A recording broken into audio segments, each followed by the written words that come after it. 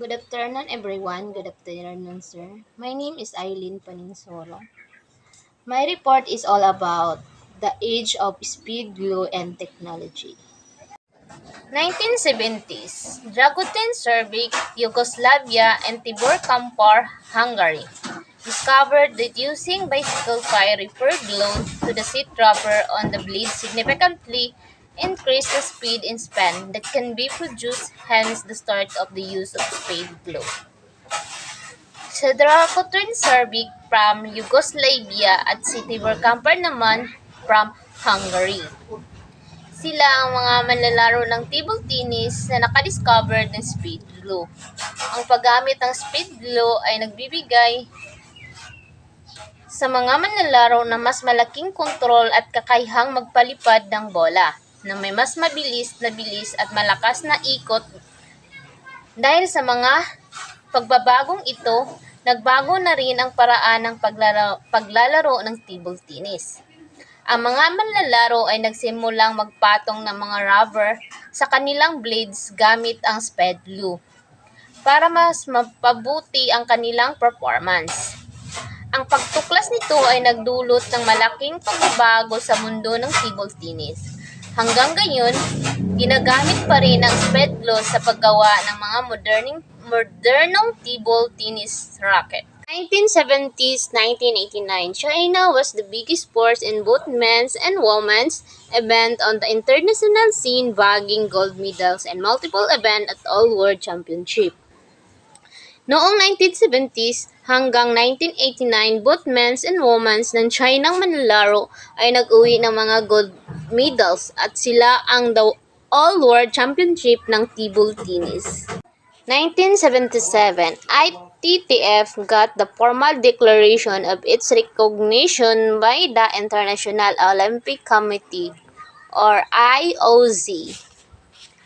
Ang ITTF ay opisyal na kinilala ng IOC.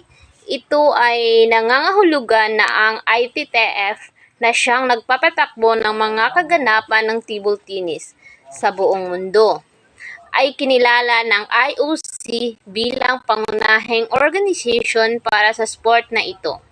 Dahil dito, ang mga kaganapan sa table tennis ng ini-organize ng ITTF ay maaring bahagi ng mga laro ng Olympics. 1980, the first World Cup event was held in Hong Kong. Ang World Cup table tennis ay isa sa mga pinakahalagang ganapan na sa sport, kung saan ang mga pinakamahusay na manlalaro sa iba't ibang bansa ay naglaban-laban para sa title. Ang pagdaraos ng unang World Cup sa Hong Kong ay nagbigay daan para sa mga malawak na pagkilala at support sa sport sa buong mundo. 1985, the two-color rule was adapted to reduce the effectiveness of combination rackets. Ang two-color rule ay isang patakaran na manglalayong magkaroon ng limitasyon ng paggamit ng iba't ibang kulay ng rubber sa mga rackets. Ito'y pinatupad upang mabalance ang laro ng combination. Racket ay ang mga racket na may iba't ibang kulay ng rubber sa bawat side. Ang ibang kulay ng rubber ay maaaring magkaroon ng iba't ibang katangian tulad ng bilis, ikot o kontrol. Ang pagpapatupad ng two-color rule, ang mga manlalaro ay limitado na lamang sa paggamit ng isang kulay ng rubber sa bawat side ng racket upang maging pantay ang laban. 1988, table tennis became part of the Seoul Olympics. Ang pagsali ng table tennis sa Olympics ay isang malaking pagkakataon para sa sport na ito na makilala at makapagpakita ng galing sa isang pandaigdigang paligsahan. Ang pagkakasama ng table tennis sa Olympics ay nagdulot ng mas malaking interes at suporta sa sport. Ito rin ay nagbigay ng karangalan sa mga manlalaro at bansang nagpapakita ng kanilang husay sa larangan ng table tennis. 1989 to 1993, Sweden broke the Chinese dominance in men's world championship winning the 1989, 1991, and 1993-10 event and producing John O. V. Waldner, 1989, and George Person, 1991, as a men's world championship. China continued its dominance in the female rank. Mula 1989 hanggang 1993, ang bansang Sweden ang nagwagi sa Men's World Championship sa table tennis. Ito ay naagaw nila mula sa China. Ang mga tagumpay ng Sweden sa mga team events at sa mga pagkakaroon ng mga kampiyon sa Men's World Championship ay nagpapakita sa kanilang kahusayan at lakas bilang isang larangan ng table tennis. Ang manlalaro tulad ni John Oy Waldner at George Person ay nagpapakita sa kanilang natatanging talento at kasanayan sa laro. Gayunpaman, hindi pa rin maikaila ang patuloy na dominance ng China sa Women's World Championship. 1992, John Oy Waldner, Sweden, became Olympic single champion and reportedly the first table tennis millionaires. Ang pagkapanalo ni John Waldner sa Olympic single ay isang malaking tagumpay para sa kanya at para sa bansang Sweden. Sila ay pinagmalaki bilang isang world-class na manlalaro na may natatanging talento at kasanayan sa laro. Ang kanyang pagkapanalo ay nagbigay sa kanya ng prestihiyosong titulo bilang Olympic Championship at nagdulot ng malaking karangalan sa kanyang bansa at sinasabing si John Waldner ang unang manlalarong na kumikita ng milyon-milyon. 1995, China reasserted its command and dominance in the men's team and men's single event at the World Championship. Ang China ay nagpatuloy sa magiging isang malakas na puwersa sa larangan ng table tennis, lalo na sa men's team at men's single. Sila ay patuloy naglalaban at nagwawagi sa mga pandaigdigang kompetisyon, kung saan ang mga manlalaro nila ay nagpapakita sa kanilang natatanging kasanayan at kakayahan sa laro. 1996, commencement of the ITTF Pro Tour held all around the world. Ang ITTF Pro Tour ay isang mahalagang hakbang sa pagpapalaganap ng table tennis bilang isang pandaigdigang sport. Ito ay isang serye ng mga competition kung saan ang mga mahuhusay na manlalaro mula sa iba't ibang bansa. Ito rin ay nagbigay ng pagkakataon para sa mga manlalaro na makapag-compete sa iba't ibang kultura at mapalawak ang kanyang karanasan sa larangan ng table tennis. 1997, Swede John Oy Waldner won the men's single title at the World Championship for the second time without losing a single game. Noong 1997, nanalo ang Sweden na si John Oy Waldner sa pangalawang pagkakataon ng men's single title World Championship at hindi siya natatalo kahit 2020s. Frictionless long pimples became popular among many players and attempt to counteract the power speed produced by technology in speed glow. Ito ay isang uri ng rubber o guma na ginagamit sa table tennis racket na may mga mahabang pimples na walang kahit anong kapit sa bola. Ginagamit ito upang ma-neutralize ang lakas at speed ng kalaban at makapagdulot ng ibang klase ng pagbabalik ng bola. 2000, China lost to the aging Swedish trio of John Oy Waldner, George Person, and Peter Carlson in the men's team event. After the Sydney Olympics, the ball size was increased to the 40 millimeter. Natalo ang China laban sa Swedish trios na sina John Oy Waldner, George Person at Peter Carlson sa men's team event. After the signing Olympics, ipakita ang sukat ng bola sa 40 mm. 2001.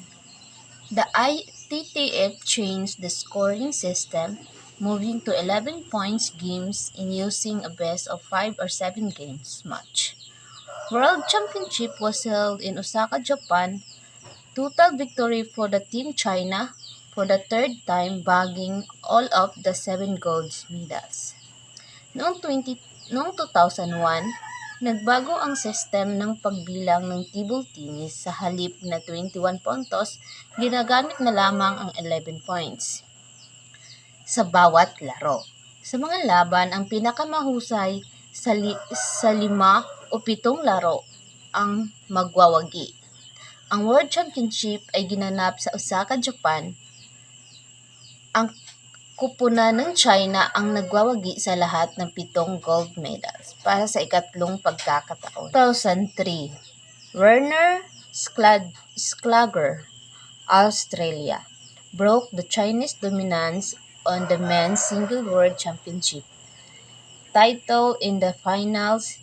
He defeated Zhu Siyok, South Korea, the first defensive player finalist in the men's singles since Eberhard Scholar, Germany in 1969. Scholar also lost to the Seiji Ito, Japan. Noong 2003,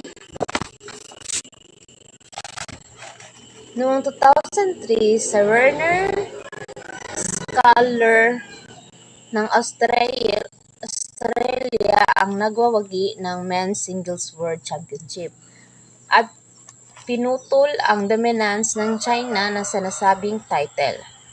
In the finals, si Zhu Siyok ng taga South Korea ay natalo sa unang defensive player ng finalists sa men's singles mula noong 1969, kung saan natalo rin si Eberhard Scholar ng Germany kay Sergio Ito ng Japan. Ito ay isang malaking tagumpay para kay Schlager at isang mahalagang table tennis ranked P4 television viewing audience among all sports during the Athletes Olympics. Noong 2004, maraming mga manunood ang nakatutok sa table tennis at naging PIP sa pinakapapanood during Athletes Olympics. 2005, World Championship were held in Shanghai, China. Total triumph again for the China, winning 5 gold medals. Noong 2005, ginanap ang World Championships sa Shanghai, China. Ito ay isang malaking tagumpay para sa China dahil nanalo sila ng 5 gintong medals. Ang kanilang kupunan ay nagmamalas ng kahusayan sa paglalaro ng table tennis at naging tagumpay sa competition. 2006, ITTF announced its intention of banning the frictionless long pips and speed gloves with toxic organic solvents. World Championship was held in Bremen, Germany, wherein China valued the gold medals in the team events. Noong 2006, hinahayag ng ITTF ang kanilang hangarin na ipagbawal ang frictionless long pips of speed glue na may mga nalalasong organic solvent. Ang frictionless long pips ay mga uri ng rubber na ginagamit sa table tennis na nagbigay ng iba't ibang epekto sa bola. Ito ay pinagbabawal dahil sa mga isyu na may kinalaman sa baliktad ng spin at paggagamit ng mga nakalalasong kimikal. Ito'y pinagbawal upang maging patas sa competition sa table tennis. 2007, the ITTF banned all speed gloves due to the health hazard it gives The World Championship was conducted in Sangreep, Croatia. Victory number 5 for China, winning 5 gold medals. Noong 2007, ipinagbawal ng ITTF ang lahat ng speed gloves dahil sa mga panganib na dulot nito sa kalusugan. Ito ay ginagawa upang pangalagaan ang kalusugan ng mga manlalaro ng table tennis. Sa World Championship na ginanap sa Zagreb, Croatia, nagwagi ang China ng 5 gold medals. Ito ang ika-5 pagkakataon na nagtagumpay ang China sa sinasabing competition. 2008, China won all the gold medals at the Beijing Olympics with the team event, replacing the men's doubles and women's doubles. The Table Tennis Association of the Philippines, o TATAF, held the first Philippines National Table Tennis Championship. Sa Beijing Olympics, nanalo ang China ng lahat ng ginto sa table tennis sa nasabing competition. Ang mga event na men's doubles at women's doubles ay pinalitan ng team event. Ito ay nagpapakita ng kahusayan at dominance ng China sa larangan ng table tennis. Sa Pilipinas, isinasagawa ng Table Tennis Association of the Philippines o TATAP ang unang Philippine National Table Tennis Championship. Ito ay isang malaking competition kung saan naglaban ang mga magagaling na manlalaro sa table tennis sa bansa. Ang pagdaraos ng ganitong competition ay naglalayong palakasin ang larangan ng table tennis sa Pilipinas at bigyan ng pagkakataon ang mga manlalaro na ipakita ang kanilang kahusayan. 2010, table tennis was part of the first Youth Olympics Games in Singapore. Noong 2010, ang table tennis ay bahagi ng unang Youth Olympics Games sa Singapore. Ito ay isang espesyal na competition para sa kabataang manlalaro mula sa iba't ibang bansa. Sa nasabing competition, nagkaroon ng mga laban sa table tennis kung saan nagtagisan ang mga kabataang manlalaro ng kanilang galing at husay sa larangan ng table tennis.